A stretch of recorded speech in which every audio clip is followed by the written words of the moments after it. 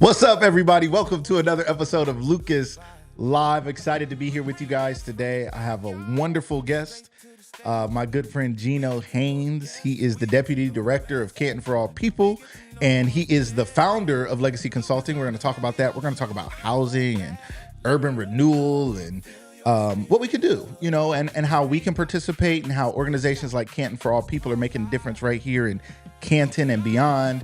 I'm very excited about it. I want to thank everybody who was with us last week for our kickoff week of season 6. It was so much fun. To all our guests, shout out to Krista Allison, Dr. Arrington, Mike Sturdivant, your host Danny, my co-host Danny, our girl Danny. And then Friday we had Saxy Rob and we had Shahidra Strong of Strong Family Wellness. Shout out to my guy Rob Thompson, all that he has going on. For those of you who know and love his music, shout out to him. And then Shahidra and the Strong family. Shout out to Sean and Shahidra Strong. If you guys don't know, they just once again threw the second biggest fitness and wellness event in the state of Ohio, second only to the Arnold, which is one of the biggest in the world, which takes place in Columbus every year. So shout out to them and what they put together. If you didn't get to be a part of it and you're curious, you can reach out to me. I'm going to be working with them to help with upcoming years, because sometimes you see people doing something great and you admire it. And sometimes you see people doing something great and you say, how can I help? And that's what I said to him the other day. I was like, I'm involved and have been involved, but I've been involved as helping host and do other things. And I want to get really more involved. So I'm excited about it. As you guys come in, feel free to say hello. Let us know you're here in the chat. If you're getting ready for work, getting your kids ready for school, got other stuff going on, listen to this like a podcast. If you're watching by replay, type replay in the comments so we know you are here with us and that you are checking out the replay. We appreciate you, whether you're watching us on Facebook, YouTube, LinkedIn, wherever you're coming from. I gotta check my okay, my phone was going off. Oh, I gotta share this broadcast. I forgot. I think I'm going live. Let me see. Where am I going live to? I think I'm going live to my personal Facebook now, and I'm gonna share it to Lucas Live Media. We're also on my YouTube channel and on my LinkedIn. Always testing out new ways to increase the reach and get to more people, because we want you people to meet these great people that we know and love. And we're gonna do that today with Mr. Gino Haynes. We're gonna bring him on in just a minute. Some other things going on, ladies and gentlemen. I don't know if you guys got your tickets, but Michael Jackson is coming to the movie theaters. You know what I'm saying? I don't even know what the movie's called. I don't know if it's called Michael Jackson. It might be called Michael. It might be called Ben. The two of us need look. I don't know. But I will be seeing the movie. I don't have my tickets yet though, so I don't know if I'm going to be able to get some tickets, or if I'm going to be watching from outside, or if I'm going to just be standing outside with a beat it jacket on, looking silly. But I'm going to see the movie, so you guys let me know if you're going to see the Michael Jackson movie. I think it comes out tonight, actually, probably to kick off. And then it will be also tomorrow is a Friday. So, movies normally come out on Friday. So there'll be a lot of tickets and a lot of things going on. So one thing I'm going to try to do today is I'm trying to try this new poll, okay? This is something we've done in the past, haven't done in a while. It's going to be a regular part of Lucas Live, so I got to figure this out. So y'all going to figure this out with me, okay? So I'm going to test out this live polling here today. We're going to see if we can get this thing working. If it breaks and messes up the show, don't judge us. We're figuring it out, all right? But y'all are going to be here to figure it out with me. We're going to see what happens. Okay, you push the button and it says error. And then you're like, okay, all hope is lost. Okay, what happened? All right, we're going to try it again. All right, error. You do not have an active live video. Okay, don't know what that means. All right, well, we'll see if we can get that worked out while we wait. I don't have an active live video. Do I need to give this information? You guys don't worry as you're coming in. Say hello, get comfortable. I don't have an active live video, and I'm trying to set up this live poll, so we'll see what happens. If it comes to life, I may be able to mess with it. I'll mess with it while our guest is talking and sharing. I'll get him rolling, and I'll figure it out here in a minute. We'll see what we can do with this, but we're gonna bring some live polls to you guys during the shows. I may come on after the show or something and mess with it. But again, I want to thank you guys for being supporters here at Lucas Live and Lucas Live Media. Shout out to the team and everybody that's doing everything. You guys make sure you keep checking out our prom series. If you guys haven't seen that, we had some great videos. Danny just did a video at Encore. For those of you who are looking for prom gear and you're like, this stuff is expensive, because it is. My daughter's going to prom this year, and I don't know what, like, you're supposed to mortgage a house or something. I don't know what you're supposed to do to pay for prom, right? But there is Encore, which is a resale shop. You can also take your things to Encore for them to sell, and you get 35 or 40% or something of the sale of it. And they just mark it at a reasonable rate based on, they look it up online and you take a dress in. And I know when you go to like Plato's Closet and places like that, they like, I think they just assess it right there and they're like, yeah, this you pay $200, we'll give you $3. You know, you just got to eat it, I guess. I don't know. But at this place, they bring it in, they put it on the racks, and when it sells, you get a good percentage of whatever is paid for that. So check out Encore. I think it's called Encore Resale Shop over there on Cleveland Avenue. If you're looking for prom gear, they also have menswear. Very nice shoes, very nice some suits, some clothes. So whether it's prom or not, whatever age you are, they have amazing things in Encore Resale Shop. So make sure you guys go check that out on Cleveland Avenue. And shout out to all of our other prom sponsors. We have many, many more. That's one that just came to mind this morning because I know there's often a need for that. So you guys make sure you check that out. All right. So I'm not going to take too much longer. I want to get our guests on here. It's important to me that we hear from our guests. I enjoy this. I enjoy hearing from people. Some of our guests come on and they're like, man, I feel like, I just kept talking. And I'm like, it doesn't bother me. Like, I want to hear from you. And today, talking to Gino, one of the things I'm excited to talk about is housing, because oftentimes when the housing issue is solved for you, you don't necessarily think about the housing issues of others, right? You're like, I'm good, man. I got a nice spot. I'm buying my house. I'm good. Or my landlord's cool. I'm good. Everything is good. And you're like, you only think of the opposite being homelessness. But there's a lot of other issues. There's a lot of people who are in homes they can't afford. There's a lot of people in homes that need repair and they don't know what to do about it. There's a lot of people who are in communities that are food deserts and the community is going through stuff, or violence and crime. And it's like, what do we do about it? And I didn't bring Gino on and said he had to solve the world's problems. If he could say all this, we're going to make him run for president. But he does have great insight. And I had the pleasure of meeting Gino at the 20 Under 40 put on by the Canton Regional Chamber of Commerce. And I did not know him. It was a few years ago. And I, saw him in the booklet and I said, oh, I don't know him. I'd like to know him.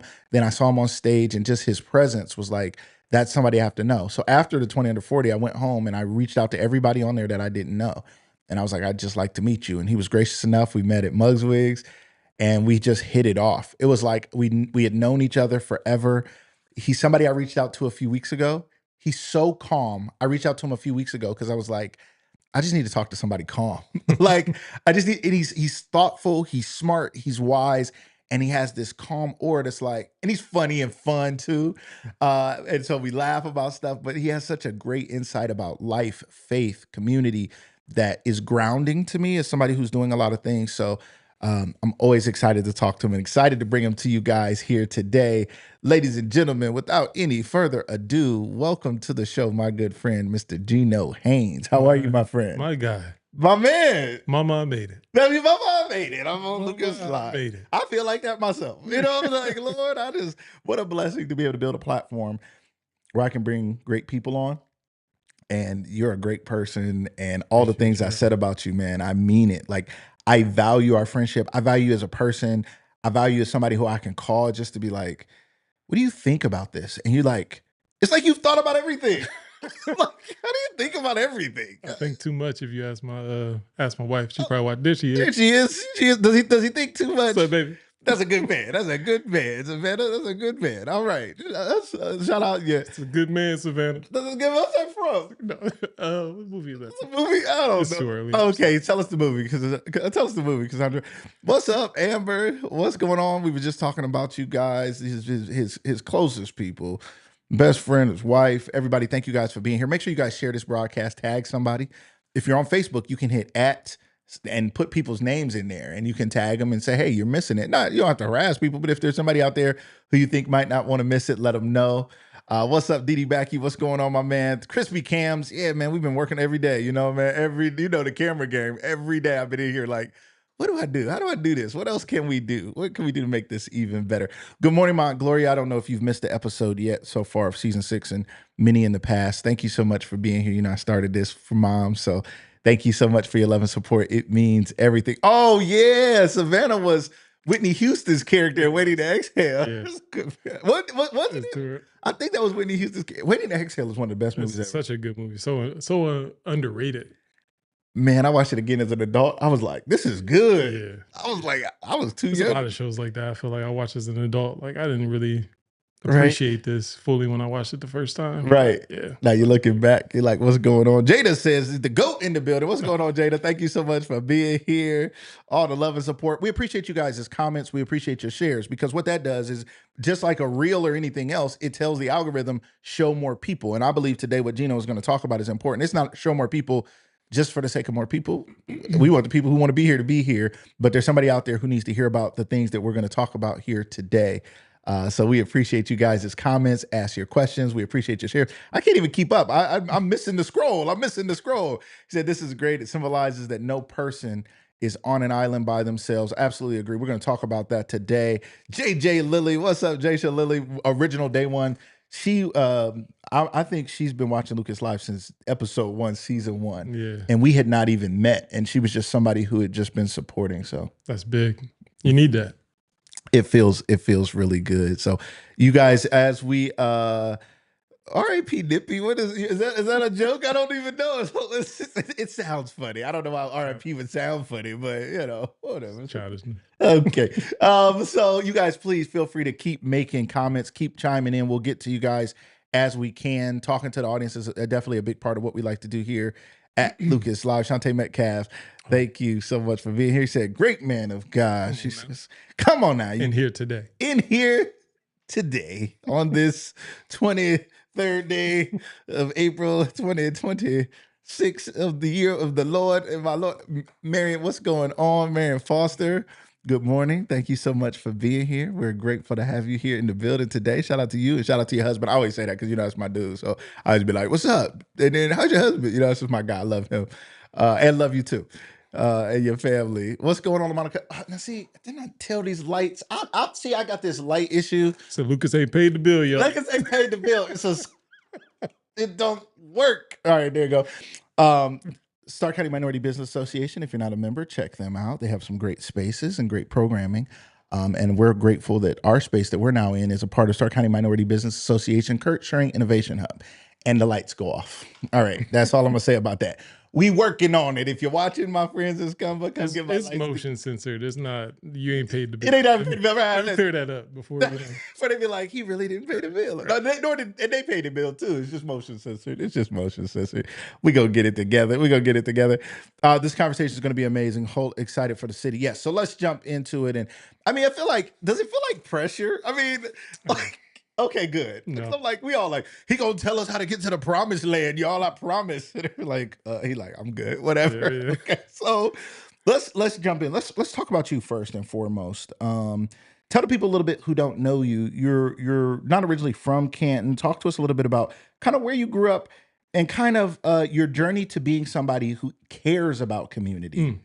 Yeah. So I'm from Akron. I grew up there, West Akron. On Roslyn Avenue, if anybody knows where that's at, in between Bellevue and like that area. Anyway, so I grew up there.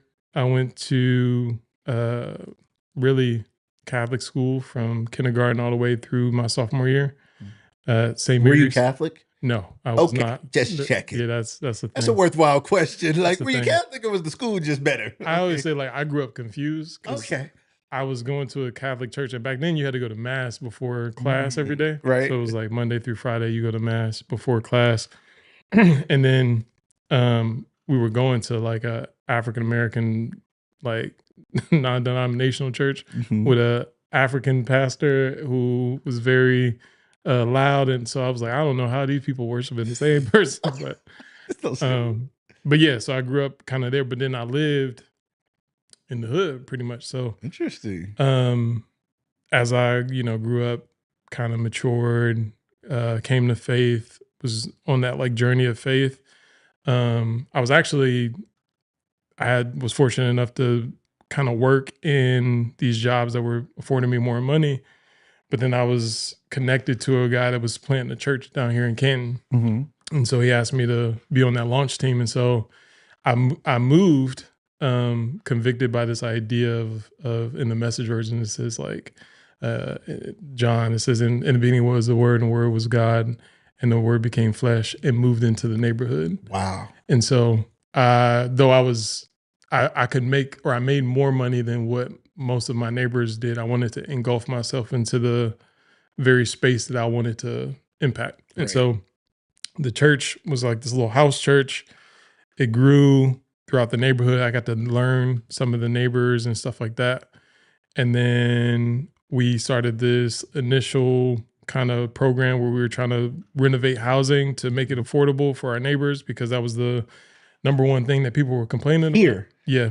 With the church. Yeah. Started looking at, and I, not to cut you off, I think that's really important because, and this is not a criticism. This is a view of, right? Yeah. And I grew up in church, been in church my whole life, but looking at it, and I often felt that churches were very inward focused. And I was like, man, everything we do is for us. It's like another celebration day for us. And nothing wrong with that. There was lots of celebrations in the Bible.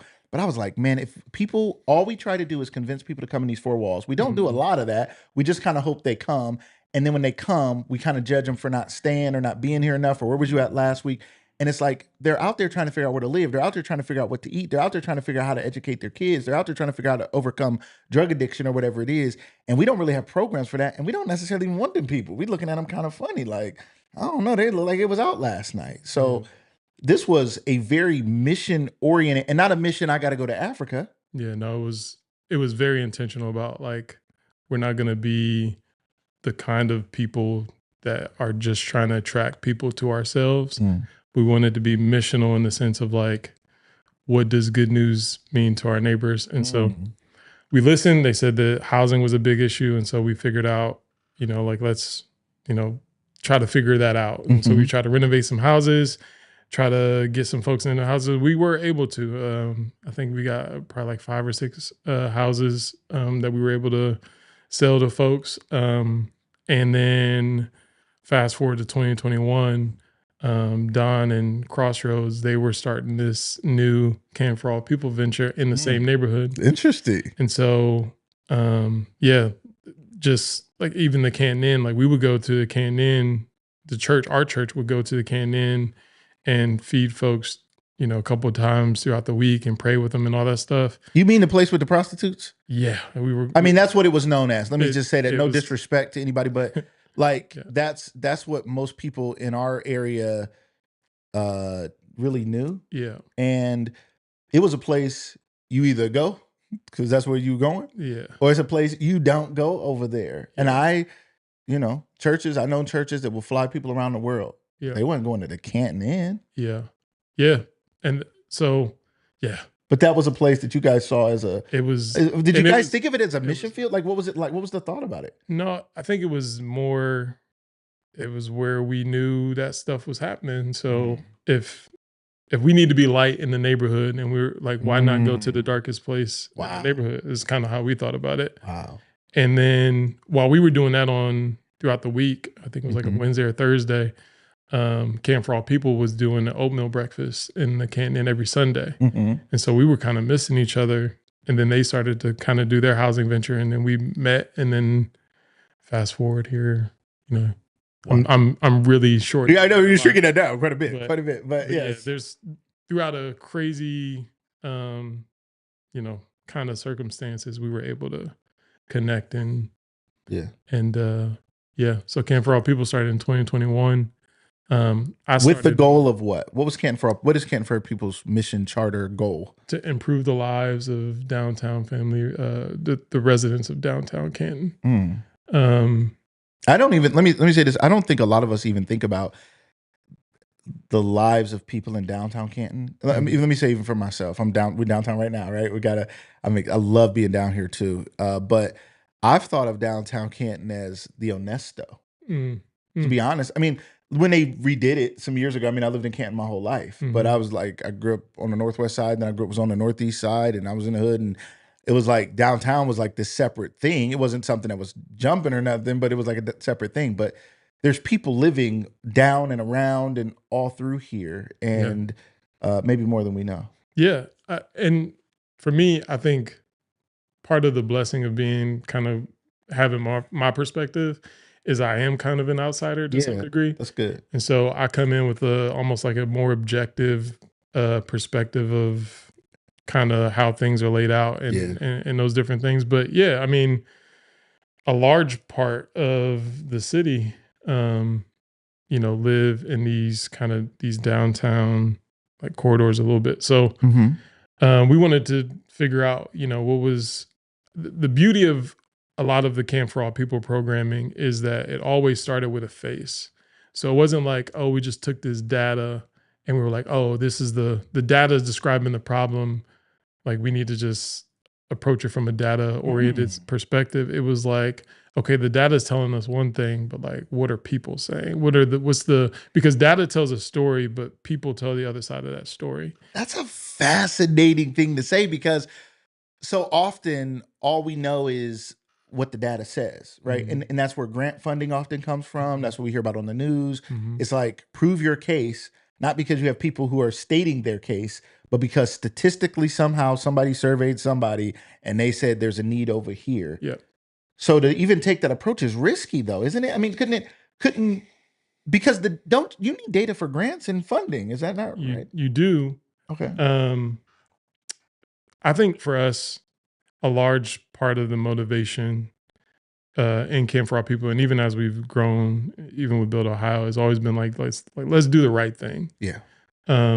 Regardless of if it's not popular, regardless if we lose money on it, regardless of whatever. Yeah. Let's do the right thing. We're gonna get criticized either way. Right. Like let's just do the right thing. And so no shade on people who do that because honestly, the system it sets you up to do that. And then, that's what I was thinking. The system is asking you for statistical proof. It incentivizes you to be able to do, for you to do that. Right. So there's no shade on that. But we just wanted to do things a little bit different, and we wanted to figure out, okay, these programs, these grants, these things exist, but like practically, how do we get that to Bo? How do we get that to, Lori? How do we get that to specific people that we know? Like, what are the barriers for this person? Who are these people? Oh, you're saying I'm just saying you're saying this person, but this lady Lori, this individual out there in the community who actually has a need, and often probably in these circumstances, I'm guessing, feel voiceless. Yeah. Right. Yep. I mean, if you're, and again, this is we talked about this for sure. It's like the goal is not to talk down on anybody, but to have a real conversation. It's like if you were living in some of these places, people assumed, you had to be a prostitute, you had to be doing this, you had to be doing that, and maybe many of them were. But I think there's also a deeper question as to why. Like, why would anybody ever engage in prostitution? That's it. Right. I just was fortunate enough to have the Spotlight Group, and we did a tour. What is the Spotlight Group for those who don't know? Leadership Stark has a Spotlight program where they take young professionals and kind of put them through this leadership development. It's very similar to Leadership Academy, just a different kind of demographic of folks. And we took a little tour through the neighborhood. We ended up at the Canton old site where now Newton Family Apartments are. And my guy Brandon, shout out to Brandon, he asked this question at the end. He said, like, what's the biggest thing that stuck out? And one of the participants said, like, I actually work for a provider and we serve these people all the time. And when I drive by and I even saw the construction of this building, I was just thinking like, oh, they're just going to build this up and it's going to be the same thing. People going to run it down or whatever. And then she was like, but now that like I'm in it, like I've heard the story, I'm hearing the story of the people that are actually able to live here and all these other type of things. Like that's just a world of difference. Wow. Right. And so I think it's one of those things that like, I feel like people can't be told, they have to be shown. Yeah. Right. And I think the closer you are in proximity to the people that you're trying to serve, it helps. It helps to give a more fuller, holistic approach to solving some of these communal problems. I totally agree. And for those who don't know, because I know there's people out there who don't know about the Canton Inn and what's happened. So remind people of where the Canton Inn sat and what it is and what it is today, because some people aren't even necessarily aware that anything happened, because I think it was a bit of an eyesore. It was there. It was almost like something you don't even see anymore. You just Yeah. drive by it. So tell the people a little bit about that. And then also I'm going to talk a little bit about the work you guys did, which you were alluding to earlier in the Shorb neighborhood. I mean, I grew up, Shorb was like, it was the hood. I mean, for real, it was like nobody was thinking about, the only thing you were thinking about on Shorb was how to stop the drug dealing and the killing. It wasn't about housing. No, nobody ever, I never heard, I'm not saying nobody did. I never heard of anyone talking about change other than, I believe at some point they put a police substation or got a house for the police, and it was like, okay, that'll be better. That was it. I never thought there's a deeper ill in a community when there's crime and poverty. And we'll get to that here. But tell us a little bit about the Canton Inn, what it is today. And then you were saying something about, I'd like to hear how it's not going to go back, because I may not be convinced. The people may not be convinced. Y'all haven't been in there that long. How do we know it's not going to go back to what it was? So talk to us a little bit about that. Yeah. So the Canton Inn back in its heyday was like one of the premier spots, I guess, in Canton. And then over time, with a lot of the jobs leaving, a lot of the population leaving, it was kind of one of those spaces that were kind of left behind and unmaintenance, and so over the years it was ran down, and it just became kind of like this hot spot. And when you really look at some of those statistics, right, the reputation of Shorb was always that like it was so much crime and things happened over there. But there were really two primary hot spots where that activity was happening. One was the Cherry Turner was one of those hotspot places, and the other one was the Canton Inn, and everything happened at the Canton Inn, right? From prostitution to drugs to all kinds of things, like, and on top of that, it was just very disgusting, if I'm just quite frank. I mean, you were in there before. I mean, you got a chance before you guys took over and did all that. Because so when we were with the church and we were going down there. I had been in there. Right. And there was human feces on the floor. There was like all kinds of stuff. Wow. And so now the beauty of it was when that was torn down and everything happened. Don and Mike at the time, it was before I was there, but Don and Mike, actually, Mike Farmer, who has moved over to Akron now, but they led an initiative to make sure that all those people were rehoused. And so it provided an opportunity for some of those women that were being trafficked, a way out. Right. Now we're not oblivious to the fact that probably some of that just moved somewhere else. But it wasn't there anymore. Right. And so that's amazing to say, a lot of times people get put out of a house, or, you got to find somewhere else, or maybe there's a little bit, but there were women who were being trafficked who needed a fresh start, needed an opportunity. And you guys saw that in there and found a way to help those who truly wanted to help. Yeah. And that's the thing, is like the Kin for All People part of it is always like, all right, like those are residents too. Those are people who they're people have to be for. And even if their work is something that we're frowning upon, they're still working. Yes. And so like, how do we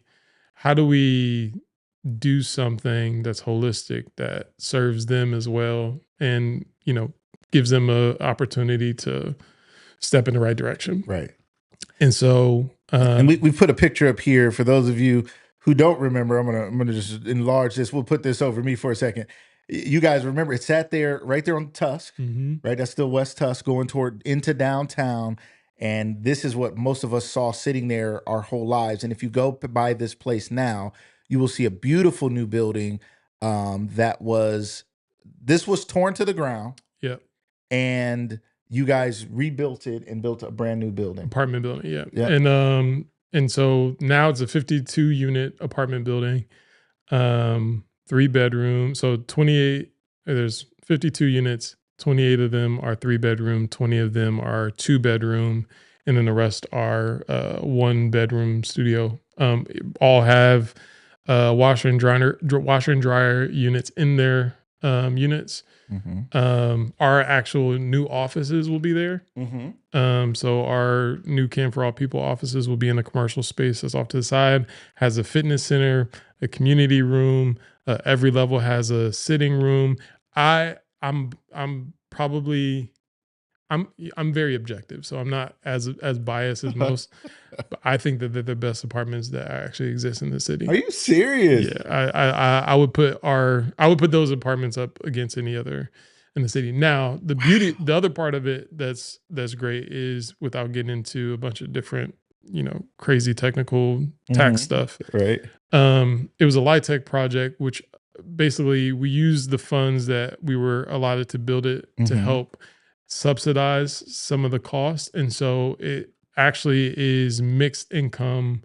It's targeted towards mixed income families. Meaning, so the lowest range, I think the lowest rental cost in that building is $375, and the highest one's $1,100. wow. And Let me pause you for a second there, though. Yep. You said, give me the range again. The lowest rent there is $375. $375. The highest rent is $1,100, around there. $1,100. Okay, so these days $1,100. Unfortunately, you can be paying $1,100 a lot of places. Yeah. Unfortunately, but there's some trash houses in the neighborhood that are renting at $1,000 a month. So that's crazy. I thought so. I was thinking that's crazy. We need to figure that out. And it's happening all over the country. But if somebody who's paying $1,100 often doesn't want to live in close proximity with someone paying $375. I mean, I guess I can't say that, like, I mean, I don't know that personally, but people move away, right? People move away to go be in the neighborhoods with the people who are more like them.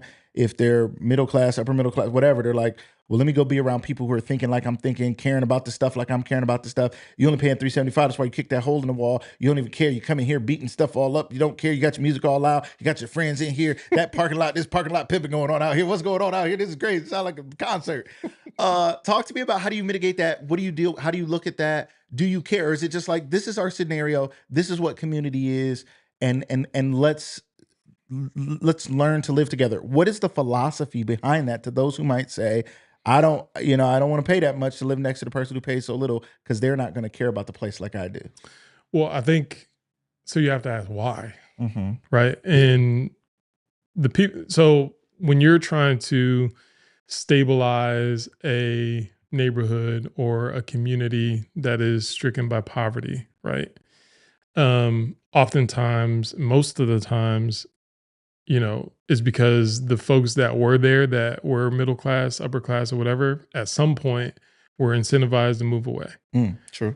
Which is the case, right? Right. And so it leaves behind this kind of like centralized thing of poverty. Well, the only way to like stabilize, from a systemic standpoint, the only way to stabilize is to create a mixed income neighborhood. Interesting. Right. And like for Canton specifically, like you don't have to look back too far to find where there was a mixed income neighborhoods when they were stabilized. It was actually, they were segregated. Yeah. But they were stabilized. And in the sense that like there were folks who were upper class, middle class, and poor folks living next to each other. Right. Now, I'm not saying that we should go back to. And these were times when, this was during times where there was segregation. There were booming communities of different types, much more booming Black community, say, and there's obviously some things we know that were done in our community and many other communities that ruined that, and flat out just decimated it.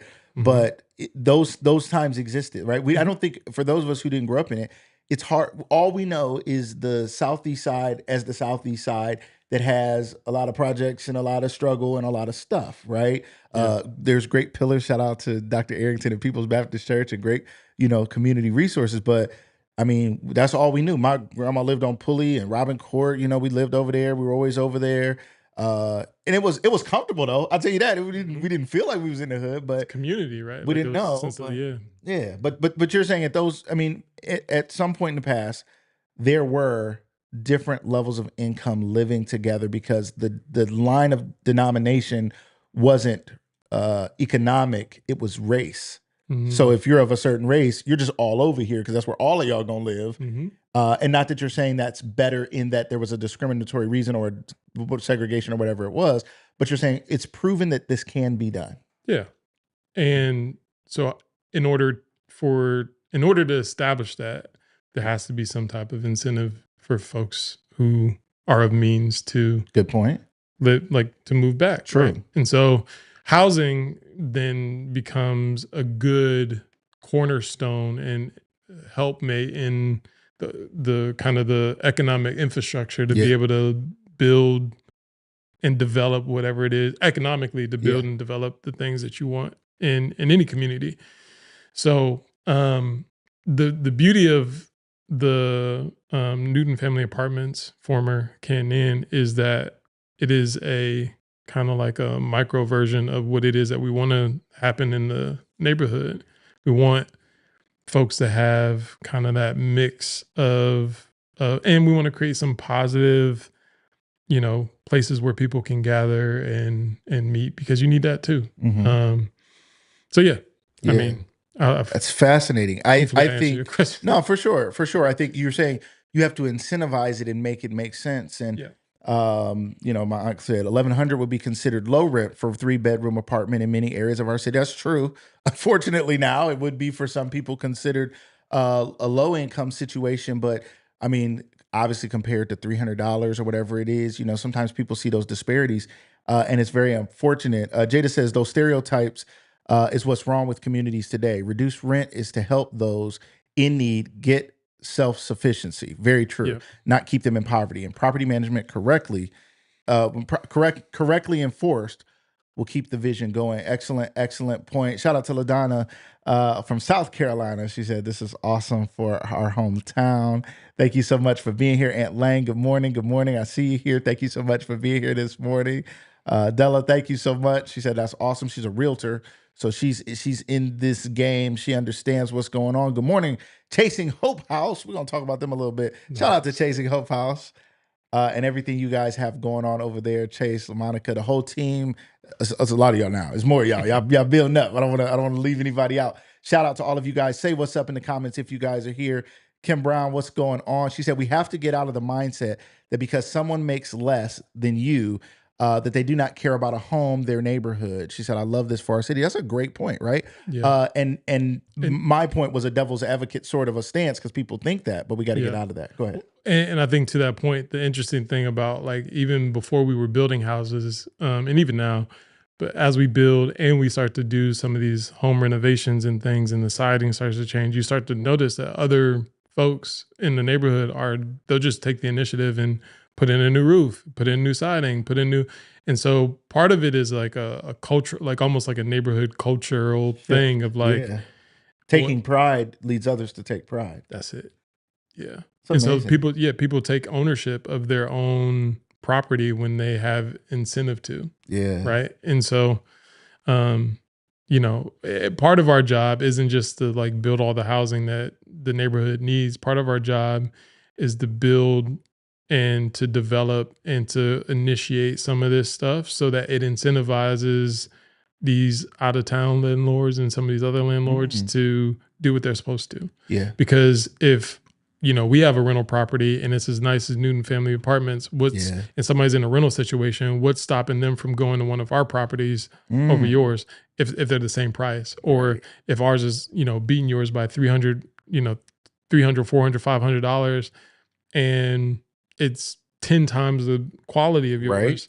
Right. Like now you have to compete, right? Yeah. Or get out. Right. And that's cool too. Right. Like, right. Like, that might have to happen. So yeah, I think for us, it's always been, how do we approach it at two ends? How do we approach it from a systemic way that also empowers people on the ground to be able to be empowered to take the next step and have access to things that they typically wouldn't have access to.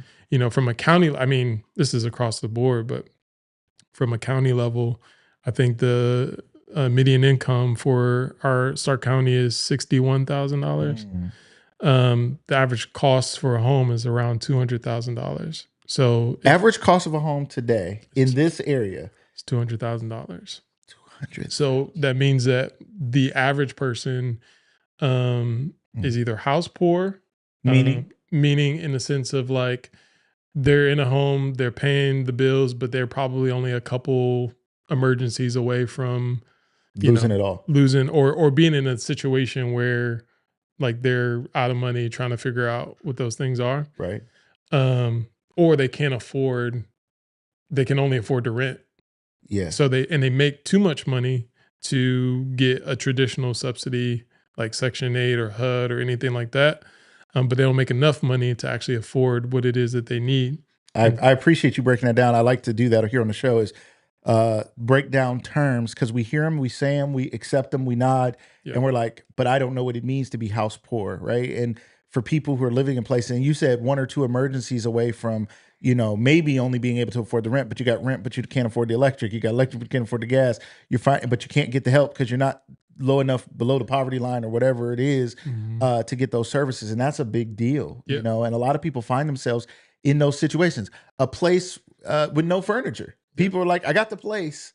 I got the keys. And they post that picture. Out here like Will Smith. Out here like Will Smith. That last episode. It's looking sad. Hands in the pockets looking around. Yeah, it's real. That's real. Where we going? Where we going? That's real. Right? And so that's 61 for the county. When you break that down to Canton, it's like 40.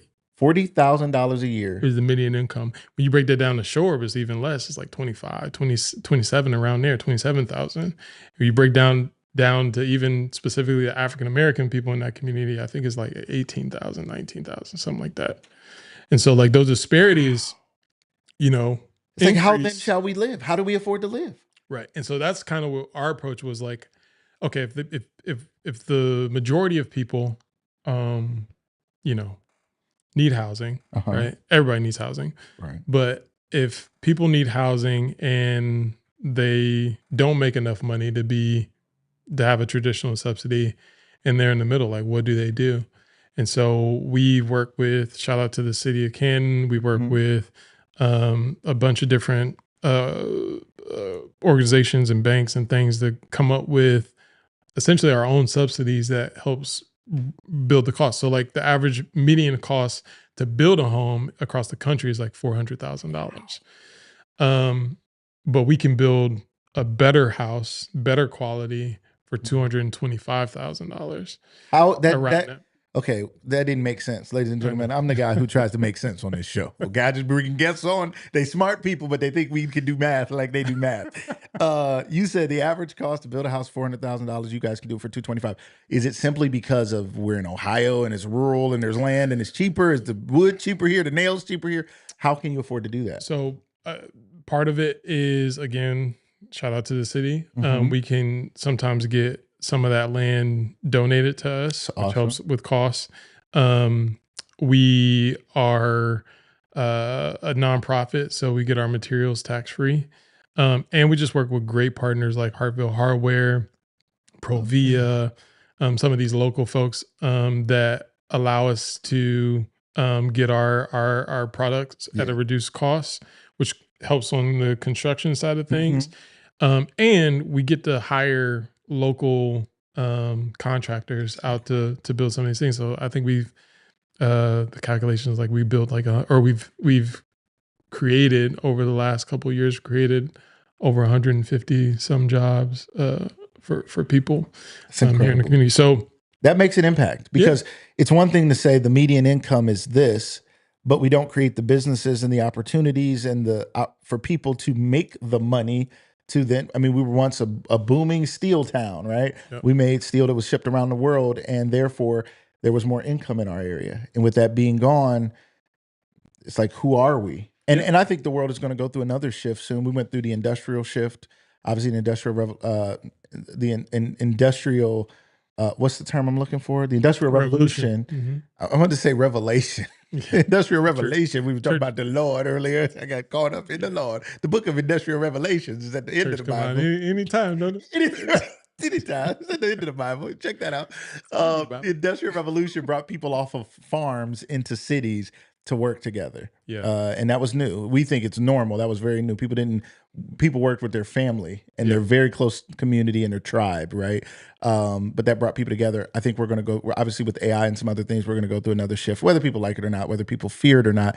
I think we are going to go through another shift, but some things will remain, like the need for a safe place to live and a place you can take pride in.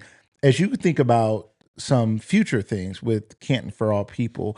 What are some of the goals? And let me rewind back. I'm sorry. I want to ask two things. Let's talk Shorb a little bit, and then let's go to the future. Because Shorb was one of the founding areas that you guys really got involved in. Again, to most people in Canton, Shorb was it was just named in a lot of stuff. You read the paper, somebody got shot, somebody got stabbed, somebody got something stolen, something happened.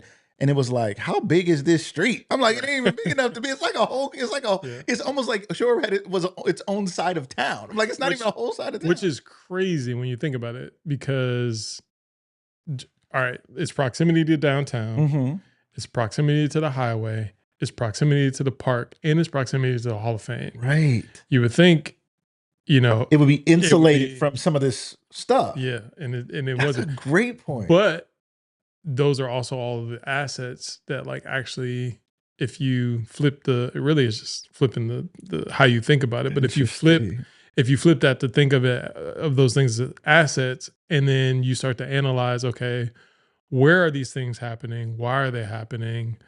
And, for us, with all of our efforts, I think violent crime is down 40% in the Shorb neighborhood.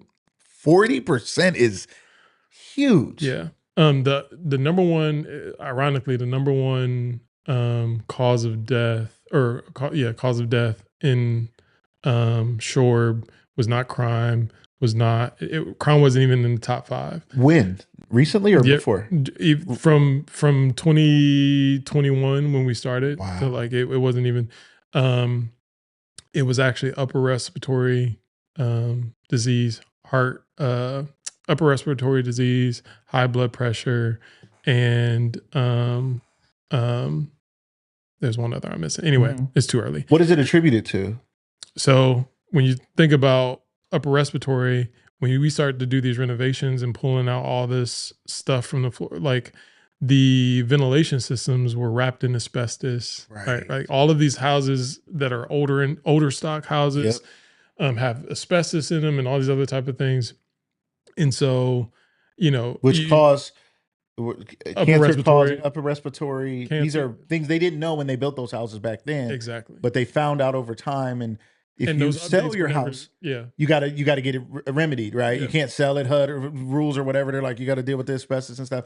But if you just been sitting there living in it or renting, you just lead paint in some of these houses. And so you have all these really structural, systemic things that were leading to some of these, you don't have access to fresh food. And so that's why we started the market. Which is where and what does it do? So our Shorb Market and Connection Center is on the corner of 6th Street and Shorb Avenue Northwest. You guys are feeding a lot of families, man. Yeah. You told me this one day and I was like, I cannot believe it. Go ahead. Tell us about this. They feed about anywhere from 350 to 450 families. That's not people, families, a day, Tuesday through Friday. Hold on. Hold on to your seat. Somebody hit some hearts. Somebody clap in the comments. Tracy Skipper, thank you for the claps in the comments. Y'all let us know you're here. Did you hear what he just said? Is it called the Shorb Market? Shorb Market and Connection Center. Yep. Shorb Market and Connection Center feeds between 350 to 450 families. To 450 families a day. A day. Yeah. A day. They have lunch. They grill out and have lunch for all people on Fridays. Lunch for all people? I'm out. I'm about over here. Can I go? It's tomorrow. But yeah, you can. I might be over there for lunch for all people tomorrow. Carrie and Carlos and Rick and all of the volunteers over there do an amazing job just serving people and making sure that people, because it's not just about the food over there, it's about the fact that like the people who work there know the people's names, they know what's going on in their lives, they'll pray with them, they'll cry with them, they'll ask them, following up questions about their doctor's appointment that they knew that they had. That's community. It is. That's community. And it builds a certain level of trust. And so we were very intentional about trying to leverage that trust that we know that we started to build in the community to get them access to resources that they probably wouldn't get or go to on their own. And that's why it's called the Connection Center. There's lined up different services. So community legal aid's there, NAMI's there, Sparks there. Shout out to Nami. Shout out to Sparks. All those people. And so there's a line, I'm missing a ton, Sure. but people who come regularly to kind of give some folks some access, because, again, we're having 350, 450 families. Right. That allows them to have some access to those people that they maybe wouldn't have. Like, it's different when, you're in an office and a person needs something and they have to come to your office, go through your reception, sign up, register, sit in the waiting room, whatever. Then when, a person's shopping, getting their groceries, and then you're the person that's actually helping them to the car. And then that sounds totally different. Like, that picture of community sounds like something I've seen in a movie or on TV of old times. People knew their grocer or something, and they'd walk them to hey, young Mike is in here working at the grocery store. Little Chris, everybody hates Chris. He over there working at the little corner store now. What's up? Help you to your car. It seems like time's passed, and it's funny because sometimes it seems like the further we go ahead, the further we lose some of the best parts of who we were. Yeah. Right. And that is on shore. Christina here says it's chilly tomorrow. Is she involved? She is. So Christina is great. our financial director. She's the reason why we don't go broke. Okay. So me Good job. and Don have great visions and dreams and things of all these grandeur. You have delusions of grandeur. Yes. And Christina's like, chill out, relax. Chili. We got chili. Down. I think we should serve them steak. She was like, let's have chili. Right. Yes. Oatmeal. But funny story. So okay. The chili tomorrow is actually like made with steak or something. What? Like Carrie's making chili with steak. Yeah. I'm coming. Steak man. chili. So listen. That's but yeah, no. Crazy. So yeah, short market's great. I always say, like, I joke, Carrie would totally disagree with this because she's usually like flailing around and has grease stains on her shirt and stuff like that. But I always, not your role. That's not your ministry. Right? That's my calling. I always joke with her that, like, if people want to see what heaven looks like, go there on Friday. Somewhere between 11 and 2, you'll see every walk of life. Wow. Folks eating together, laughing, smiling, all those things. So I love that. And I think that needs to be said. Who is it for, though? Because I think a lot of times we watch things, we hear things, and we think that's for the poor, the homeless, or something. Right there, it's like, that's for. It's funny because that's what somebody else said in that tour I was thinking, but it's not. Like, I mean, I don't know if you know what the cost of eggs and bread is. I do. And so not everybody who comes to the line isn't folks who are homeless or who are in need. Like, there's been some times where some Mercedes and some Porsches pulled up. Okay. But it's really because some people just go there just to subsidize their grocery list. So, like, if I know I can get bread from the market. So when she says chili tomorrow, so is there a hot meal and then there's groceries, or is it like, how does it? So the hot meal is on Friday. So that's lunch for all people. So we have, every Friday we'll have something, whatever Carrie and her team come up with, prepares and fixes. But they'll some type of hot meal. Usually she's got the Blackstone out there and she's whipping it up. And then we just give away free meals every Friday. No questions asked. No questions asked. You don't say, is that a Porsche? You better get back in your car and go over to the other side of town. No. I've seen wealthy people in that line. I've seen poor people in that line. Right. It is one of the cool things that, like, it is a space where you get kind of the whole gamut of people. Yeah. And so, yeah. That's a beautiful thing. And we're again, one more time for people who don't know where that's located. So 603 Shorb Avenue Northwest is the address. What does it look? I got to go see it. We're going to take the Lucas Live team. We're going to go get some footage of it so y'all know where it is and what it looks like. It was an old Maytag building that sat empty for 27 years. And we repurposed it. We renovated it, gutted it, and now it's the market. So it's just on the little corner lot right there. So yeah, and then, so I mean, we got an amazing team. Like, I get to talk about it, so it makes me sound like I'm cool. I'm really not, but it's really the team of folks that we got behind the Jadas, the Tracys, the Christinas, the Matt Bellevue, the Carlos and Carrie, like everybody, Don and Kelly Crable and Bob and Steve and all these different people who really, like, one, care, two, are very competent in their job and do super well and make us efficient. And and just being connected to people it goes a long way. So I love it. I love it. We have about 5 more minutes, but I want us to continue to talk about this a little bit because I think people care. If you guys have any questions, please ask in the comments. Please, if you have any questions, we'd love to hear from you. Again, please hit those hearts, hit those likes, hit those shares if you're watching on Facebook, LinkedIn, YouTube, wherever you're watching from. Maybe you're watching this on LinkedIn and you're somebody who wants to get involved and you have means or you have a business that could do something to help with this, like Hartville Hardware.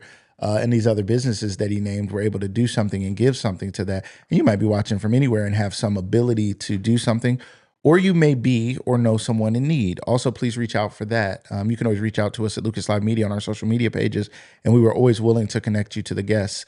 And to learn more about the services that we talk about here. We want to bring to light things going on, especially in this Stark County community here at Lucas Live and Lucas Live Media, but also beyond. But we really have a heart for this community. We really care, and we thank you guys. And I want to encourage you guys to watch our show.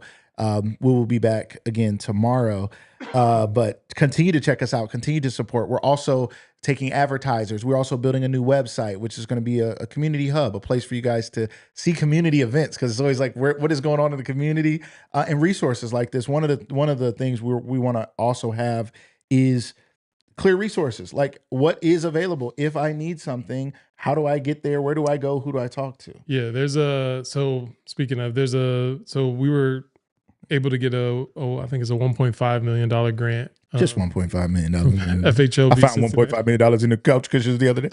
I didn't get it. So don't don't come up to me on the street and be like, "Hey, bro, I heard you had that 1.5. Where that 1.5 at though? Where's that at? Try to give him up 70 cents.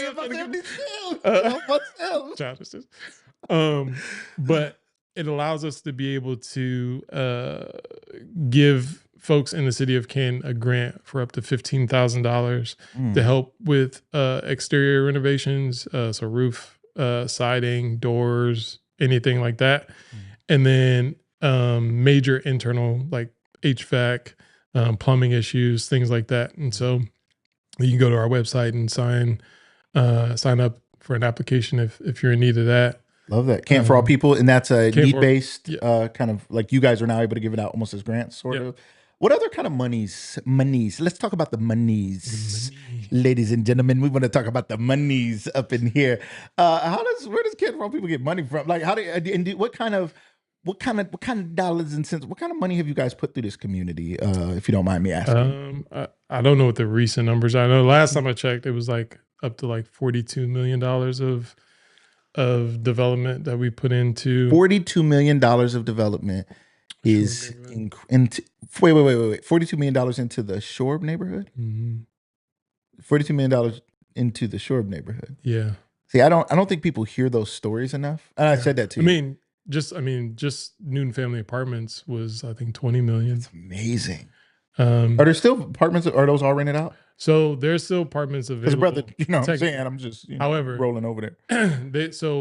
they had like over, I think, 2,000 applicants in the first day.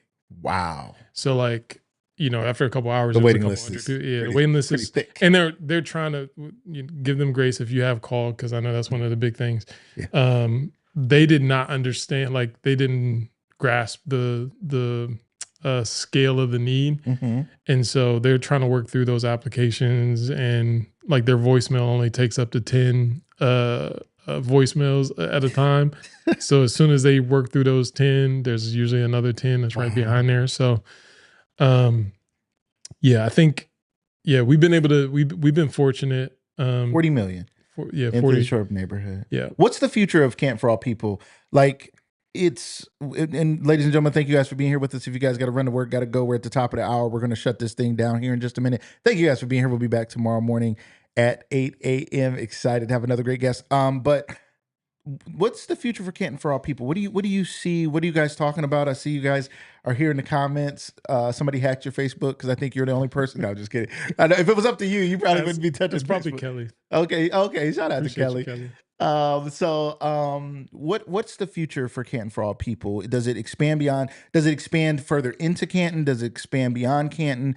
There's needs all over the city, all over the state, all over the world. What are some of your thoughts on that? Yeah. So as we've gained a little bit of success in the Shorb neighborhood, we started to get some notoriety from other places to ask, like, how can we do this here? And so that prompted us to start up another initiative, another 501c3 called Build Ohio, which is basically our construction arm of what it is that we do. So even the houses that we do in Canton are being built by Build Ohio. And Build Ohio then allows us to kind of replicate some of our successes here, from an infrastructure standpoint, from housing standpoint, allows us to build in other communities. And so we have projects in Alliance right now, projects in Youngstown. I believe they just started digging last week in Youngstown. We have projects in, I said Alliance, Perry Township, Columbus, and so some of these other places. And so some of the issues that plague Canton, I think sometimes we can look at them like, oh, this is just a Canton thing, but this is literally happening across the country. Right. And so if we think that we've come up with a kind of a creative solution to be able to help the average person have access to housing and access to some of these things that we've been able to provide here in Canton, and we want to be able to do that in other places. So yeah. Love that. Hopefully. Who knows? Yeah. What are we doing today, Pinky? Trying to take over the world. I like that. Brain, Pinky in the brain. Right. So I love that. I think what you guys do. My wife is reminding me of Gonder. Okay. Gonder. Going up to Gonder. Okay. Going up Gonder. There's a whole thing going over to Gonder. Right. Gonder. Over on the southeast side. You're talking about Gonder. So the Southeast Plaza is there now. There's Summers Market and My Community Health, which was also a part of the work that Canton for All People did. Yes. So we partner, I think we're really good at building things and then finding people to collaborate that do things way better than we do. That's very smart. That's kind of been our model of how we operate. And so we went to the Giant Eagles, we went to the Aldis, we went to the Acme's, every other grocer that you could think of, and they basically told us they couldn't make the numbers work. And Summers Market was the only market that was like, well, we'll try. And so shout out to Rollin and Carlicia and all the people down at Summers Market. But so they took Summers took a chance and it was like, yeah, like we'll do it. They're there. And then My Community Health, same thing. Like they were like, well, like let's do whatever we can to help. And then we had 2 empty units that we had like almost like a Southeast Shark Tank type of approach. And Nate Chester and his partner Crystal are going to open up not a grocery store. They're going to open up a barbershop and a salon in those other 2 units. That's my guy, Nate Chester. He will be a guest on the show coming soon. My guy. That's my dude. And so how it works is we own the plaza. The folks who occupy the spaces are the tenants, and then the money that they generate for their rent goes into a development fund that is overseen by Southeast folks, and then they give influence to what the next steps of development for the Southeast look like. Absolutely incredible. I can't say enough how grateful we are for the work you guys are doing for Canton for All People. We're excited about it. You're one of those people. I want you to know you're always welcome on the show. So you could don't tell me that. I'll be up here. We are. We can do it. But come on back. And if there's updates, things for people to know, I think it's important. It's newsworthy. It's a story we need to tell. Or things going on. We'd love to come out, with our cameras and our stuff and do our thing and cover more of these things. We're going to come to the new apartments. I know there's also one last thing. I want to get people off. I know you guys got to go to work and go other places. Thank you guys for hanging out and hanging around. Again, if you're watching by replay or watching the end by replay, let us know. But you guys just recently got a restaurant or something like that and looking for something to do. We bought Athens. They just be buying stuff. This is how people doing well. That's good. I like that. Yeah, no, we bought Athens. It was, if Don was here, he would tell you it was kind of bought by accident. Essentially what happened was there were some out of town investors. Some of them still some of them were actually attached to the Canton, Mm. and they were trying to buy it up, and we were like, no, we don't want that to happen. And so Don, did the thing At the auction? He at the was out there auction, like, and then "Go take that." and so we bought it, and now we're trying to find someone to operate it. And again, it's not just like your ability to, but we want the right people in there. And it's a big restaurant. Like Yeah. it's a lot for anybody. Yeah, So you need, if you have a food truck, you may not be ready to go into that. yeah, You may be. you might be, You might be. you might not to disqualify, Not to anybody, disqualify. Yeah, I think it's important. And yes, capacity wise. yes, and not to disqualify anybody, because you might be the right one. So please do. But sometimes I've done it, where you grow faster than you're ready for, Mhm. and then you're kind of drowning in the success of it all. Let's say it's like house poor, Mhm. similar thing. It's like, I got all this, but it's not really to my benefit, and it's hard to manage, and it's a lot to clean, and it's a lot of stuff. So, but whoever you are you guys still like Accepting applications? Yeah. Yeah. So you can, I think Don is actually emailing. So if you Mhm. want to, I'm adding to Don's email. Hopefully he's not Right. watching this. Right. Where are you? It's just Don at cantonforallpeople.org, or you can email me, Gino at cantonforallpeople.org. And and we can kind of sort through that. I know we have some people that have already submitted some applications, and so we're working through those. Mhm. But yeah, Love it. yeah, we got Leadership Academy, we got a bunch of other things too. But Canton for All People Leadership Academy is a Canton for All People thing. It is, because you have Legacy Consulting as well, Yeah. and I promise y'all, give us 4 more minutes. Real quick, tell us about that, and then if you don't mind, tell us just a little bit about Legacy Consulting, because you also have your own entrepreneurial endeavors and things that you're doing. Yeah. So Leadership Academy is kind of like a collaborative kind of effort between Canton for All People, Legacy Consulting, and United Way. Okay. And we basically create a 6-month program where folks are developed in their personal development, their leadership development, and their community development, kind of like the intersection where all those things meet. And so I know LaMonica's on here. She's in the current one. Chase has been in the one the year before. We had Skylar Parks. We had a whole bunch of people. Great people. We had like about 40 people that have graduated from or have been in the program or graduated from the program to this point. And it really is helping people to identify, it's great that people see you as a leader and that you're identified, but what kind of leader are you?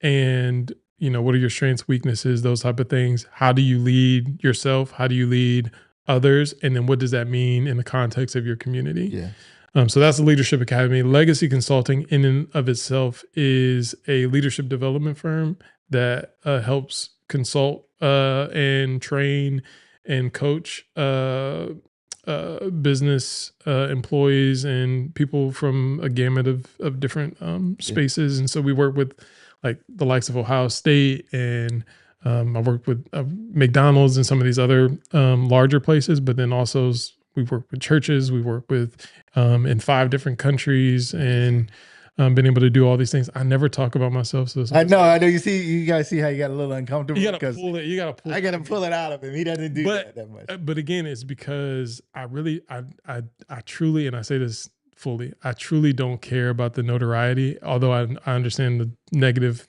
aspect of that.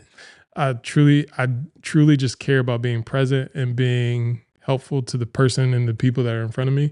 And that always takes priority over me talking about myself a lot of times. So I get it. I appreciate the fact that you asked me that question and you got it out of me. But, I appreciate you being the person that you are. Thank you, everybody out there who's watching. Again, hit those hearts. Let us know in the comments if you enjoyed this. Lori made a comment, would be nice to do an Edwin's type concept to assist people in reentry. Something we can definitely talk about. World to know whatever. And you guys do a lot of wonderful things. They said, please consider buying milk and honey on Cleveland Avenue. Listen, let's go down there. I'm going down there. Don, I'm gonna get the auction thing. Christina, let's do it.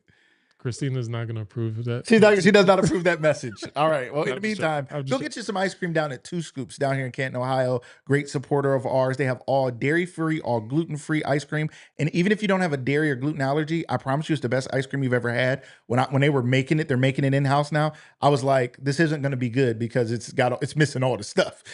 It is the best ice cream. I have not had a flavor there yet that I have not been like, I got to take some home to share with my wife because she's not going to believe it. My kids won't believe it. This is unbelievable, man. It's absolutely incredible.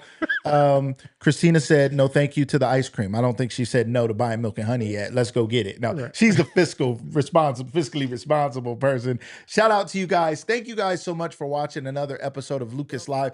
Gino, my friend, thank you so much for being here with me. Yes, sir. Please come back. Anytime. Thank you. Ladies and gentlemen, that was another episode of Lucas Live. Tomorrow we have Ralph Lee of Citizens for SARTA tomorrow. We're going to talk about issue 4. Yes, on issue 4, but why?